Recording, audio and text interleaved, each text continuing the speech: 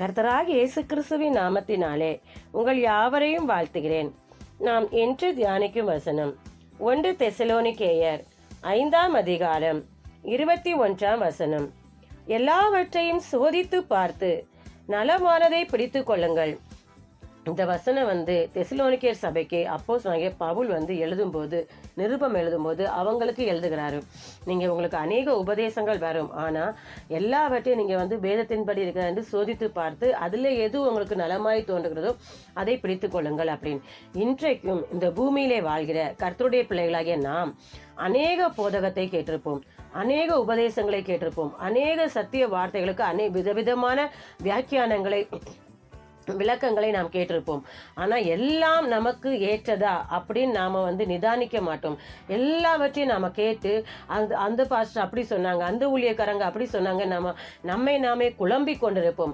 ஆனால் அப்படி நாம் குழம்பி கொண்டிருக்காதபடிக்கு நாம் எல்லாவற்றையும் கேட்டாலும் நாம் ஒவ்வொருத்தர் இந்த வசனத்துடைய விளக்கம், இந்த உபதேசம், இந்த போதகம், இந்த தீர்க்க தரிசனம் வேதத்தின் சொல்லப்பட்டபடி இருக்கிறதா, இதை வேதத்திலே கூறப்பட்ட வசனத்தின்படி சொல்லப்படுகிறதா என்று நாம் நிதானித்து பார்க்க வேண்டும், சோதித்து பார்க்க வேண்டும், அதை நாம் ஆராய்ந்து பார்க்க வேண்டும்.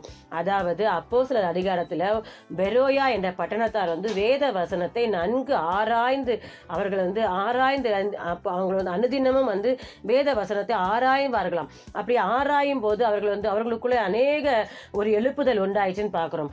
அப்போ நமக்குள்ளே ஒரு மாற்றம் வர வேண்டும், விசுவாசம் பெருக வேண்டும், நம்ம பக்தி விருத்தி பெருக வேண்டும், நாம் இடறி போகக்கூடாது, நமக்குள்ளே அவிவிசுவாசம் வரக்கூடாது, நம்பிக்கையின்மை வரக்கூடாது, சந்தேகம் வரக்கூடாது என்றால் நமக்கு அநேக உபதேசங்கள் வந்தாலும் போதகங்கள் வந்தாலும் எல்லாவற்றையும் நாம் சோதித்து பார்க்க வேண்டும்.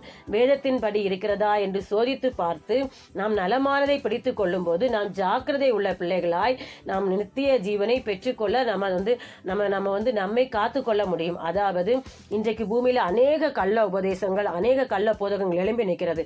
இதிலிருந்து நம்மை காத்துக்கொள்ள நாம் சோதிக்க வேண்டும். நாம் ஜெபிப்போமா? அன்பின் பரலோக பிதாவே, உம்மை நன்றியோடு துதிக்கிறோம், சோத்தரிக்கிறோம் தகப்பனே. இந்த நாளிலும் நாங்கள் தியானித்த வசனத்தின்படி தகப்பனே, எத்தனை உபதேசங்களோ, எத்தனை தீர்க்க தரிசனங்களோ, எத்தனை வாக்குத்தத்த வசனங்கள் நாங்கள் கேள்விப்பட்டாலும் அப்பா, வேதத்தின்படி இருக்கிறதா என்று ஆராய்ந்து செயல்பட தேவன் எங்கள் ஒவ்வொருத்தருக்கும் உடைய ஆவியின் வல்லமையால் நிரப்பி எங்களை நீர் வழிநடத்தும்படியாக ஜெபிக்கிறோம். அப்படியே வழிநடத்த போற கிருபைக்கு நன்றியோடு சோத்தரிக்கிறோம். எங்களை தாழ்த்தி வெறுமையாக்கிறோம். கர்த்தராகிய இயேசு கிறிஸ்துவின் நாமத்தில் ஜெபிக்கிறோம் நல்ல பிதாவே, ஆமேன். கர்த்தர் உங்களை ஆசீர்வதிப்பாராக.